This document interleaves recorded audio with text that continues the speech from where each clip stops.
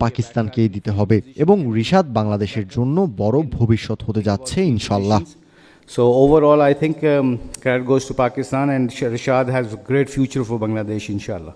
I think today he didn't get that momentum, but he's a very good player. He's a match changer. আমি মনে করি আজ সে momentum পায়নি। সে খুবই ভালো প্লেয়ার, সে ম্যাচ উইনার প্লেয়ার। ও যখন বলে স্ট্রাইক করে খুব সুন্দরভাবে স্ট্রাইক করে। আপনি দেখে থাকবেন সাম্প্রতিক অতীতেও সে বাংলাদেশের হয়ে বেশ কিছু ভালো ইনিংস খেলেছে। তাই আমি মনে করি সে খুবই ভালো প্লেয়ার। আশা করছি সে অবশ্যই শিখবে এই পিচে বেস্ট অপশন কি হতে পারে। Learn from this pitch, like where the best options can be.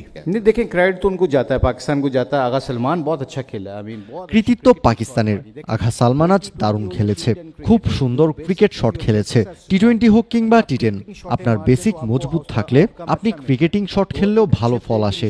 একজন ভালো ক্রিকেটারের নিদর্শন হচ্ছে যেদিকের বল সেদিকেই খেলবে। আঘা সালমান দারুণ খেলেছে, ওকে শুভেচ্ছা জানানো উচিত। कि हमारे जो दो मेन फास्ट बॉलर थे तस्कीन और मुस्तफीज, वो दोनों नहीं थे, और इससे का मतलब ये नहीं है कि আপনি অবশ্যই ঠিক বলেছেন। আমাদের যে দুজন অভিজ্ঞ ফাস্ট বোলার ছিল, তাসকিন এবং মুস্তাফিজ দুজনের কেউই ছিল না।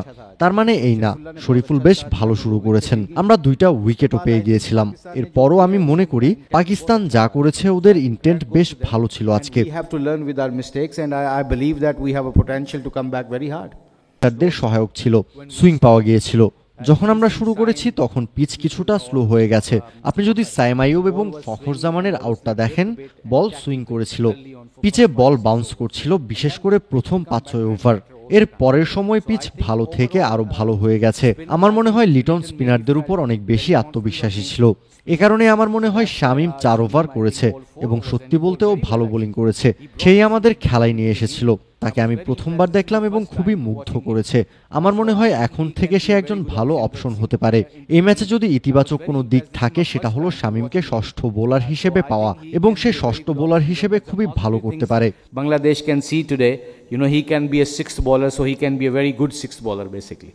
आई थिंक मुझे लगता है कि असल जो चीज है ना कि बेंच स्ट्रेंथ को भी देख। আমার কাছে যেটা মনে হয়েছে বেঞ্চের শক্তিমত্তা দেখার জন্য এবং বিশ্বকাপের জন্য কোন কম্বিনেশন তৈরি করতে হতে পারে। এ কারণে শান্তকে খেলানো হয়নি। অনেক সময় ছোট চিন্তা করলে হয় না, বড় পরিসরে চিন্তা করতে হয়। মাঝের ওভারগুলোতে জাকের ভালো খেলেছে, এখন তাওহিদও ভালো ব্যাটার হয়ে উঠেছে। 6 নম্বর পজিশনের জন্য শামীম ভালো চয়েস, সে এখনো 1-এর মধ্যে 3। এখন বেঞ্চের শক্তিমত্তা দেখা হচ্ছে। শান্ত অনেক অভিজ্ঞতা সম্পন্ন, তাই তার খুব বেশি চিন্তিত হওয়ার কিছু নেই। कॉम्बिनेशन देखते देखते hopefully like when Shanto got a chance, he's experienced enough, so he don't have to be worried about Shanto then. I think मैं आपको एक मैसेज बताना चाहता हूँ कि बिकॉज बांग्लादेश के साथ मैं पिछले साल से लगा हूँ on end of as a consultant spin. আমি মনে করি আপনাদের একটি বার্তা দিতে চাই। বাংলাদেশের সাথে একজন স্পিন পরামর্শক হিসেবে আমি অনেক বছর ধরে কাজ করছি। বাংলাদেশের মানুষ